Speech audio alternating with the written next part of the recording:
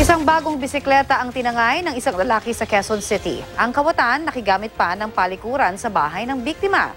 Balitang hatid ni Marisol Abduraman, exclusive. Pumasok ang lalaki ito sa isang compound sa Datsun Street, Fairview Park Subdivision, Quezon City. Sinilip ang unang apartment at tila may kinakalikot sa bintana. Sinubukang buksan ang pinto pero bigo siya. Lumipat ang lalaki sa katabing apartment at tila may kinausap sa bintana. Maya-maya, pumasok siya sa pinto. Matapos ang ilang minuto, lumabas na, tangay ang isang bisikleta. Pinuntahan ng GMA News ang lugar at nakausap namin ang nakatira sa apartment.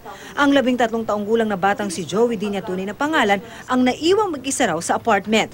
Pumayag ang ate ni Joey na ipa-interview siya. Nagpakilala raw na manggugupit ang suspect at kapitbahay nila ang hinahanap. Pwedeng maki-CR, sabi ko. Sige po, pasok po kayo. Wala naman po akong kaalam-alam na ganun pala yung gagawin niya na nakawin po yung bike ko. Pagkatapos po, sabi niya sa akin, pakicheck daw yung CR, baka di ko nabuhusan. Chinek ko naman po. Pag-alis daw ng suspect, napansin ni Joey na wala na rin ang bagong bike niya. Sabi ng barangay official, hindi na bago ang estilong ginamit ng suspect na di raw taga-barangay nila. Tinawag man lang dito sa barangay para ma-responda namin kagad.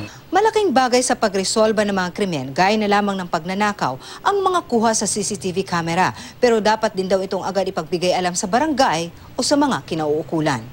Marisol Abduraman, GMA News.